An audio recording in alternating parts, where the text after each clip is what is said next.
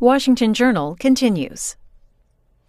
Always glad to welcome Oklahoma Republican Tom Cole to our desk, a senior member of the Appropriations and Budget Committees, a veteran of many previous fiscal shutdown fights on Capitol Hill. What's your sense of this latest potential shutdown? How likely is that to happen on I think it's December 8th? probably not likely, but I think, Congress also is not likely to get its work done by December 8th either. So I think what you're going to see is a bipartisan so-called continuing resolution, which continues to fund everything at the current levels. But what we really need is a larger deal that will fund the government for all of next year, and frankly, the framework of one that it could last a couple of years, so that honestly there can be a pretty orderly process of appropriating, coming to agreements. That has to be bipartisan. There's no way one party can impose their will on the other. So we got to have some agreed upon top line numbers.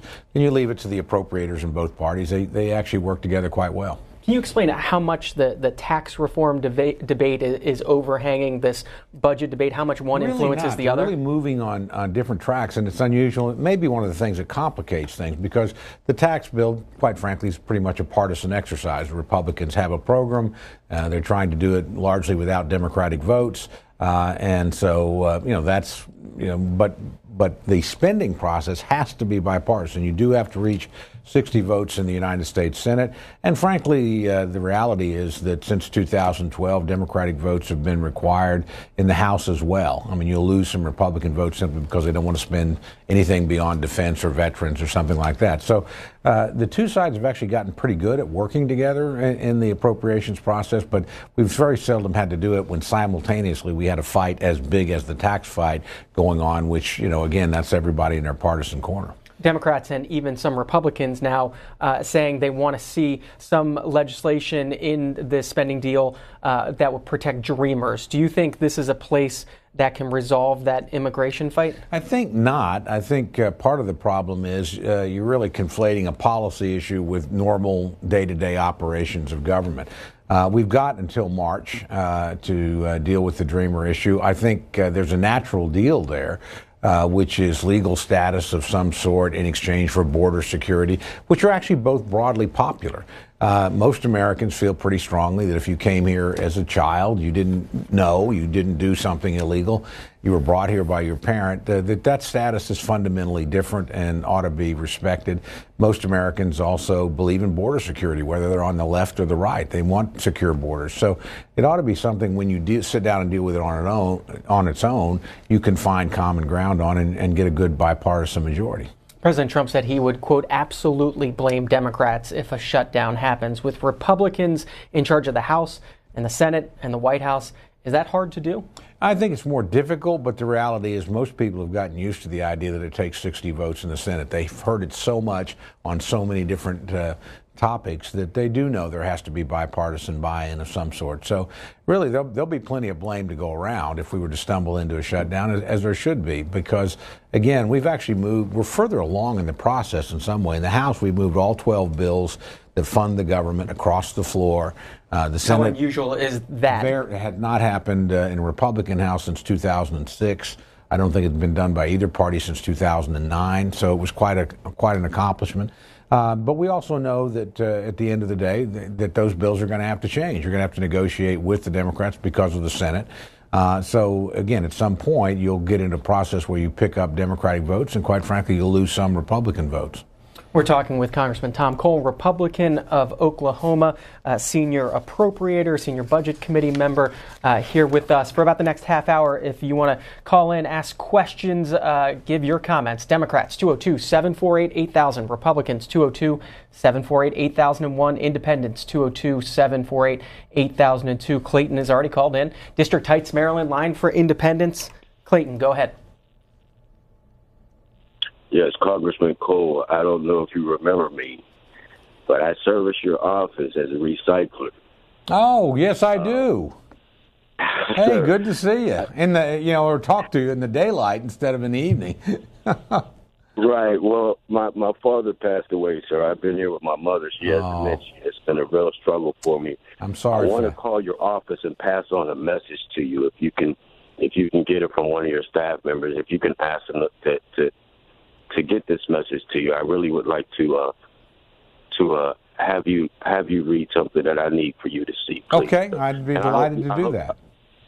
Okay, thank you so much, and I hope you guys work this out. Okay, thank you very much. Appreciate that, Clayton. Not often you get to hear from people who work in the office. You talk to them because I'm quite often there in the evening. But it is one of the things that you're lucky when you're at the Capitol. You have a superb professional staff. I mean, everything from obviously the protection of the Capitol Police, but it takes a lot of people just to make the place work, and frankly, keep it clean and safe for visitors. You have thousands of them, so they do a great job for us. When it comes to making the place work and making the place work better, there is a House vote coming up on training when it comes to anti-sexual assault training for all offices to make it mandatory.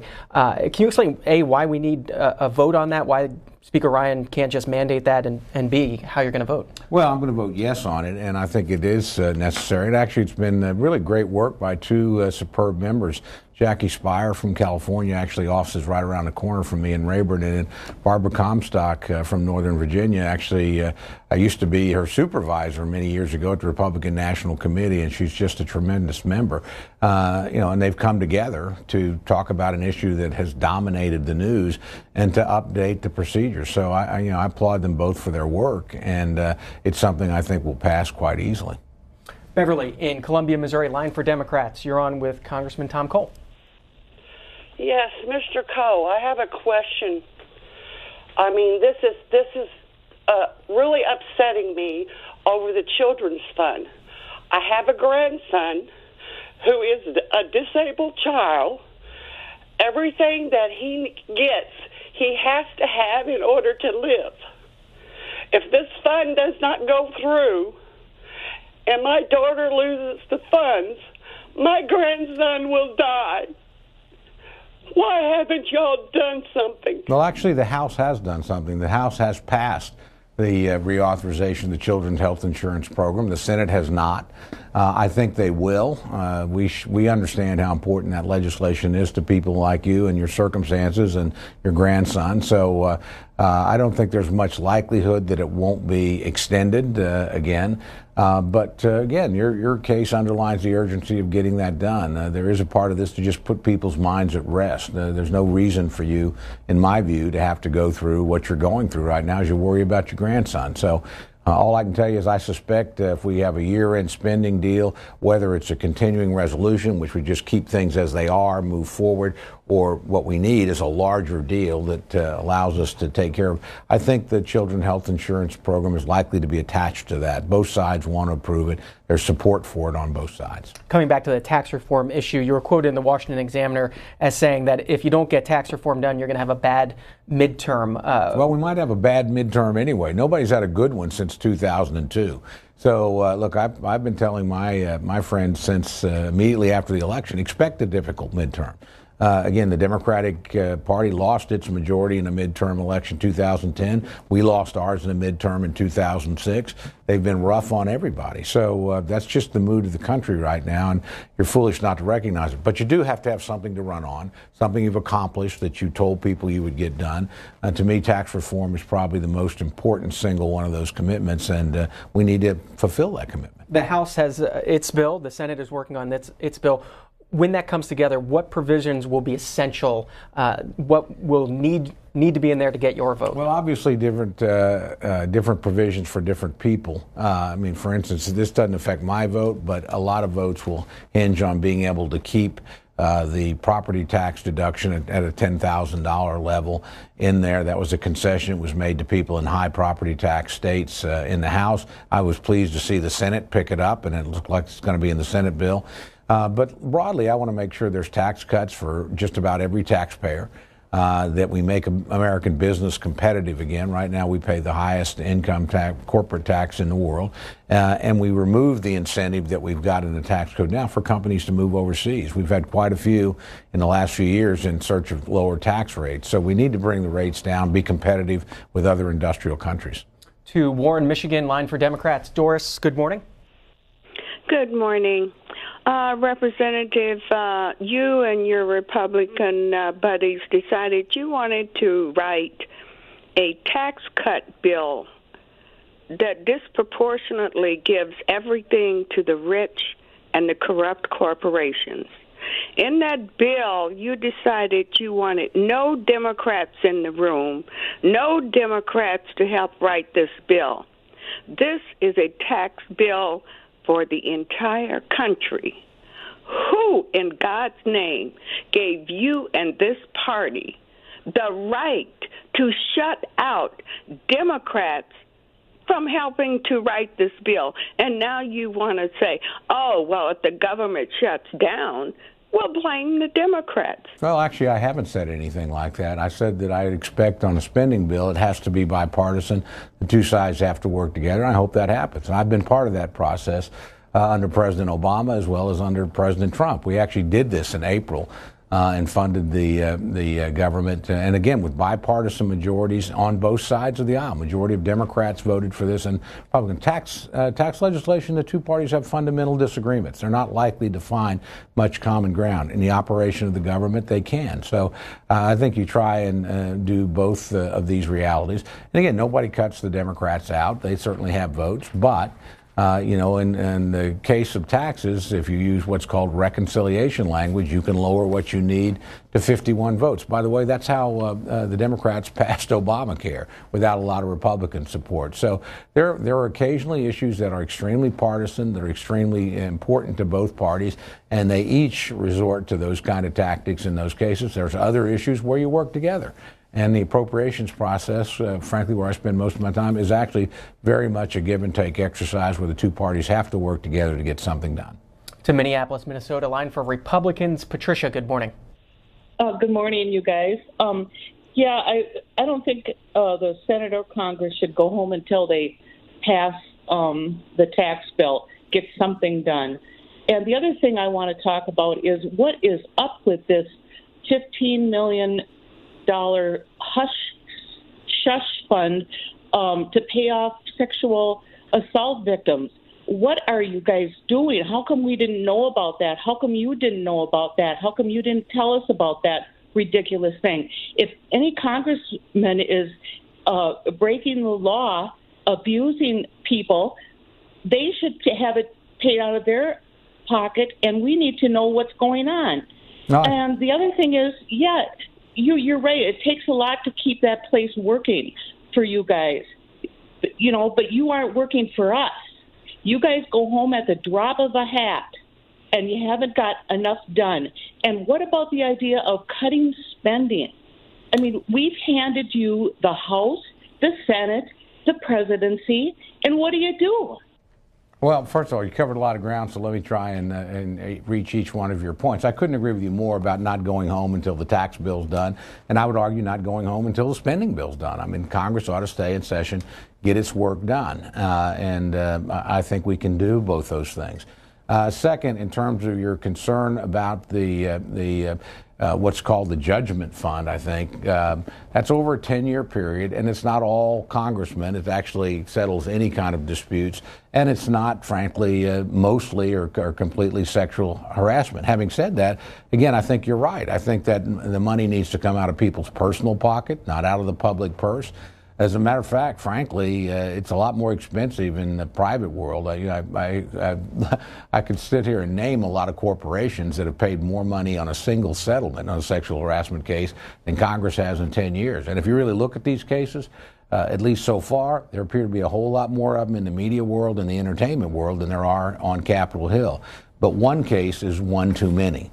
Again, I applaud my colleagues, Jackie Speier and Barbara Comstock, who are bringing forth legislation that would do exactly what you suggest and that I think will pass overwhelmingly with a great deal of bipartisan support. So, that's all to the good. Your final point in terms of cutting spending, quite frankly, Congress has cut spending. Where most spending is now, Social Security, Medicare, and Medicaid make up almost over 60% of all federal spending. So if you really want to get at spending, you're going to have to go at those things. The part that Congress appropriates on an annual budget is about 30% of what the whole government funds, and that money has actually come down. When the Republican majority came into power, the deficit was $1.4 trillion annually. It was lowered to under $500 billion. Now that's still way too much money, but they brought it down. It's now creeping back up, but where most of the increase is coming is, again, not on Capitol Hill in terms of the day-to-day operation of government, but we've got an aging population, and Medicare and Social Security expenses continue to rise, and they're going to continue to rise. So until you'll sit down and grapple with those problems, and frankly, neither party's wanted to do it. I actually have a bill on Social Security with my friend John Delaney. He's a Democrat from Maryland. Running for president. Running for president, and he's a guy that does. I have a lot of respect for personally. We've worked on legislation before, but we would actually go back and do what Ronald Reagan and Tip O'Neill did, set up a commission on Social Security. We think that's an eminently solvable problem.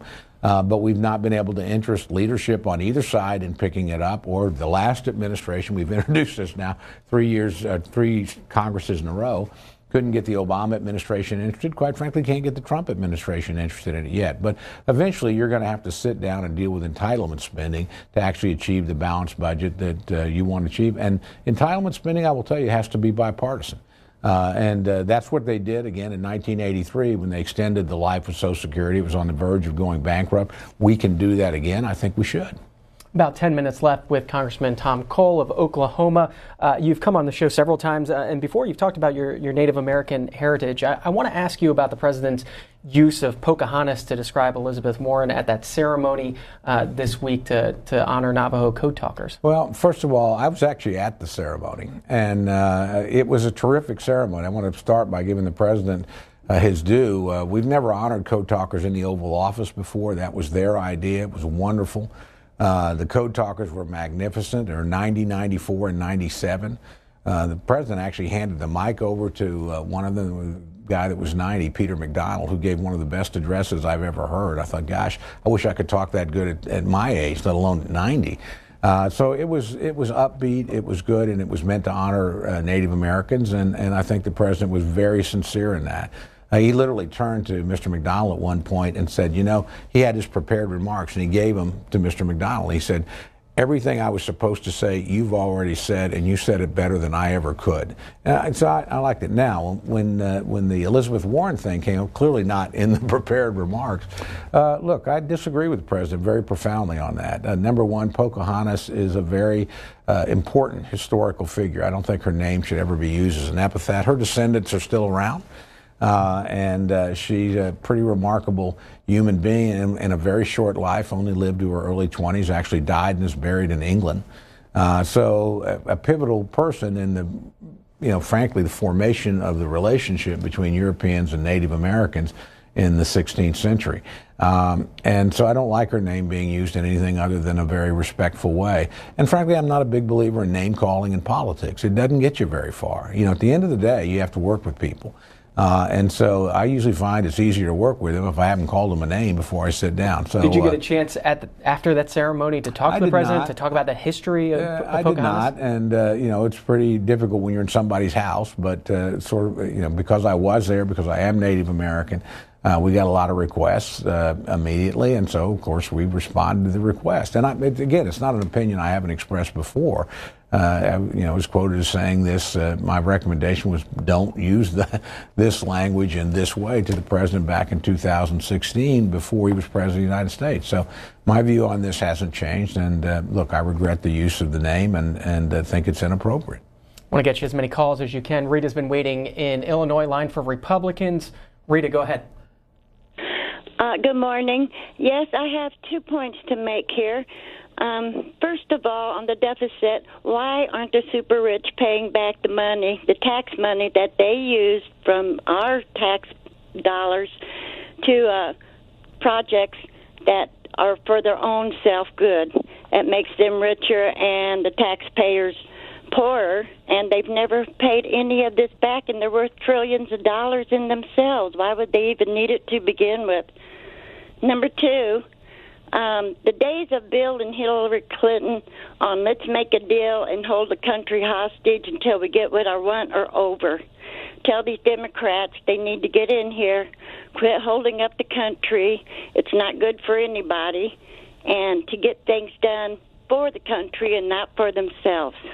Well, and your first one, and I'm not sure exactly what you mean not pay back. Frankly, wealthy people pay a lot more taxes and a lot higher taxes than folks that aren't, and that's always been the case in the country since we had an income tax beginning, over 100 years ago now, in 1913.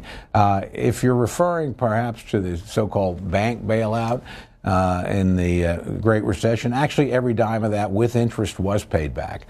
It's one of these cases where the government actually made about $40 or $50 billion out of money it loaned, because again, we didn't give anybody anything. We gave them loans and we collected warrants, and you got interest on the money. So I don't excuse what happened, and it was devastating to the country. I think that was the right decision at the time. I supported it because I think you had to stabilize the economy, but we were paid back that money. The only place we lost any money was on the loans to the American auto industry, and they got about $80 billion, about 60 or so billion of dollars of that came back, so it wasn't a complete loss.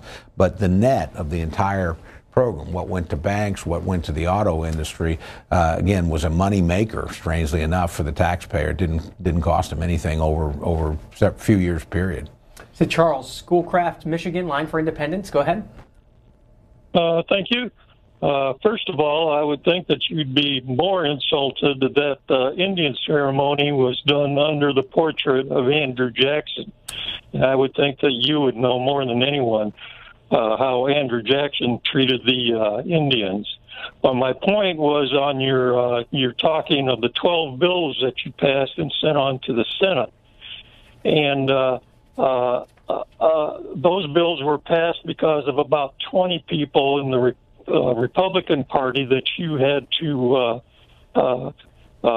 make sure that they would go along with the vote. But then when the bill is sent to the Senate, all that is going to be compromised and then sent back to you guys.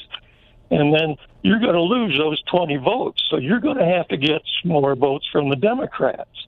Well, actually, if I can, let me respond to your first question. I do know a lot about Andrew Jackson. My great-great-grandfather had to walk 800 miles. I'm Chickasaw. We were one of the tribes that was removed from the southeast part of the United States. Historically, northern Mississippi and Tennessee were our home areas, and forcibly taken to what was Indian Territory, what's now Oklahoma today. So believe me, I understand very much, and my own grandmother wouldn't carry a $20 bill her entire life. So I feel that very strongly. On the other hand, you had Abraham Lincoln and George Washington there. Washington was a slave owner. Both of them were very famous Indian fighters. That's just part of the history of the time. You mean they're in the Oval Office and the portraits? Office, yeah. It's look, you can find a reason to be offended by any president, and I'm no big fan of Andrew Jackson. Let me be perfectly clear.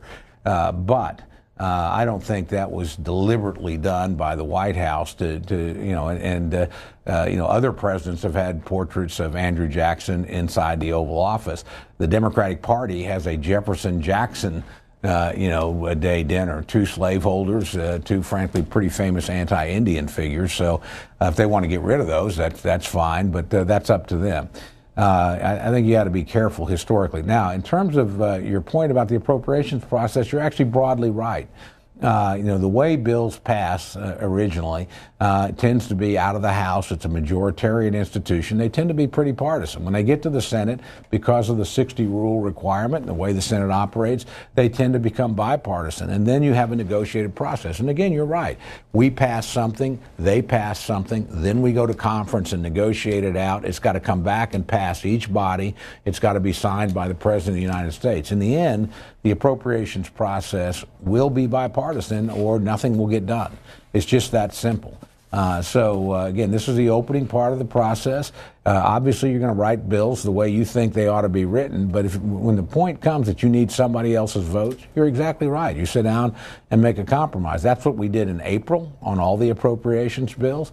And a majority of Democrats and Republicans both voted to fund the government. There were some big wins for the president in that, big increase in defense spending, big increase in border security. spending. There were also some things that Democrats liked, or places where we worked together, like additional money for the National Institute of Health to find cures for cancer, Alzheimer's, those kind of things. A strong Center for Disease Control that protects you from everything from Zika to influenza outbreaks. So they're important things that are extremely bipartisan in the appropriations process. And frankly, a majority of Democrats and Republicans on those committees usually vote for the final bill. You talk about needing votes. One person who's looking for votes in the state of Alabama right now is Roy Moore. Are you supporting his Senate bid now? No, I actually called for, frankly, I think he should withdraw from the race. I mean, I think the people in Alabama have a very difficult choice because, with all due respect, the Democrat, who seems to be a very fine person, he doesn't represent what the majority of people in Alabama believe. I don't pretend to know what the issues are with Mr. Moore, but I do know this: the campaign's not being fought on issues anymore. And I think the best thing to do would be step aside. But in the end, the people of Alabama are going to have to make up their minds about this, and it's their decision, their right to make a decision. And then, whoever wins, the Senate will have to make a decision as to whether or not they're going to seat him. As a House member and a guy that's not from Alabama, I don't have a lot to say about that. A couple more calls for you. Joe's in Lewis, Colorado. Line for Republicans. Go ahead. Yes, I would like to remind Mr.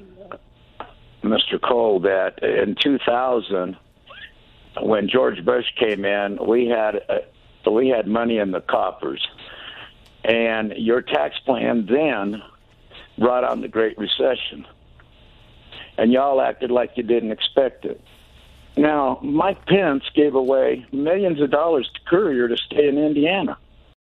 We're buying jobs that are costing us millions of dollars so you guys can hold office. As a Republican, I'm totally disappointed with you guys. You're a bunch of spoiled brats. If you realize one thing, you're going to give the middle income people a 47 to 57 cents an hour raise with your tax break. But you're giving the Koch brothers a $8,000 to $12,000 an hour raise. I'm sorry, but there's a little disparity there. Well, first of all, I disagree with you about the details of the tax plan, and to be fair, they're not finalized yet anyway. There's still a negotiation going forward. But I think at the end of the day, Americans who pay taxes are going to see a substantial tax cut. I think American businesses that are not competitive and that are leaving the country in huge numbers, you mentioned carriers, a pretty good example, will have an incentive to stay here and continue to employ Americans. In terms of the performance of Congress, look, there's areas that I disagree, but I don't think any economist has ever argued that the tax cuts in 2000 brought on the Great Recession in 2008. I mean, I don't think there's much of a correlation there. What brought it on, frankly, was aggressive overlending by Wall Street and literally peddling subprime loans and things to people that couldn't afford them. That was an incredibly reckless behavior. But it was much more a regulatory problem than it was related to the tax cuts of literally years before. Got time for one or two more calls. Alexander, Springfield, Virginia, Independent. Go ahead. Good morning, Congressman. Alexander from Virginia. I wanted to add a concept or a topic that really hasn't given much discussion at all, even the last couple of years, on this whole idea of our revenues. So last I heard, Congressman, you probably have the better numbers. About 11 million illegal immigrants are living in our country. So that means to me 11 million residents of our country are living tax-free. And so if we had a program to give the ones who are not dangerous to our country some kind of tax status, well, then we could have an incredible, billions of dollars. I mean, if I do the math, billions of dollars of revenue that we could have. Has that ever been considered in Congress? It actually has been. There's a number of pieces of legislation that show, depending on how you structure an immigration deal, that you actually do gain long term in terms of additional revenue to the country. Now, to be fair, most of the 11 million people that are here are paying taxes. I mean, and a lot of them aren't getting any benefits because they're not eligible for benefits. But if they're working where they get a salary, they're paying Social Security taxes, they're paying Medicare taxes. A lot of them still pay income taxes. But again, you're still right. A portion of these people are outside the normal economy. Some of them are not fully taxed. And so if you could regularize the immigration system, you probably could improve the bottom line, if you will, of the federal balance sheet. But you also don't want to incentivize people coming into the country illegally. It's dangerous. There's a lot of crime associated with it. It's, again, the country does have rules and regulations. It has a right to enforce its border. It has a right to decide who comes and who goes. Littlestown, Pennsylvania. Wayne, line for Democrats. Go ahead. Tom Cole, how you doing? Look, doing well. Listen, you seem like a fair person. This is not directed to you. It's directed to the ones in there that need to hear. What about the special carried interest? Not only that, why cap the Social Security? Don't cap it. And the Koch brothers don't need no help. How about strengthen Social Security and health care? This is a couple things you can do. And as far as taking away what you can write off on your mortgage, I don't even have a mortgage, but I do. I can write off my taxes. I mean, come on. I mean, now it's getting down. You can't even this, you can't that. It's a joke for a tax bill. Well, actually, I don't think it is. And, to your points specifically, number one, I agree with you about carried interest. I've never been a fan of it. The House bill did not eliminate it, but it did increase the amount of time that you literally have to hold the money before you can turn it into taxable income, with the idea that that would limit it to some degree. I think a fuller debate on this is in order. In terms of Social Security, I think you're right. Look, we do raise the limit, by the way, on Social Security. One of the reforms that was made in 1983 was to index the amount of money. So the top line eligible for Social Security goes up. And I think if we had a real commission, it would look at that, and that would probably be one of the answers. It wouldn't be the only answer.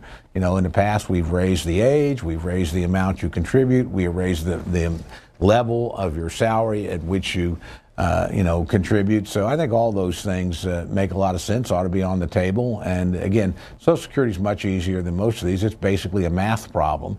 And we know the system's now going broke. Since 2011, fortunately, we built up quite a surplus in the Social Security fund from 1983 to 2011. But since then, we're now drawing out more money than the Social Security taxes pay in every year. So we're drawing down that cushion. We're not in any immediate danger, but by 2032, 33, it'll be exhausted. When that happens under the law, you only can use the revenue that comes in the door. So literally, you'd be cutting people's check that are in their 70s or 80s by about 20%. That's just an unacceptable outcome. So we should deal with it now. And again, thank you for your comment. I do try to be fair. I do try to look at practical solutions. To be fair, most of my colleagues do too, on both sides of the aisle. So, sometimes, people paint with a pretty broad brush. Most of the members I know are pretty good people. You're going to have a good one on here in a few minutes, and Earl Blumenauer, who have very different points of view than I do on a lot of issues. But I can tell you, he's just an outstanding member and a great guy.